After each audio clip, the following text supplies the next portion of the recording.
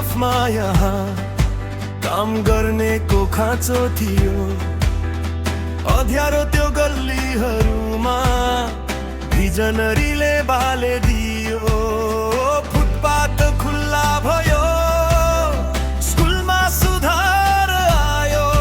काठमाडौँले आज फेरि नयाँ सुन्दर रूप पायो। विरोध गर्ने गरिहन्छन् को काम नै त्यो हो, तर देश बनाउने जोस हाम्रो बालेनको अभियान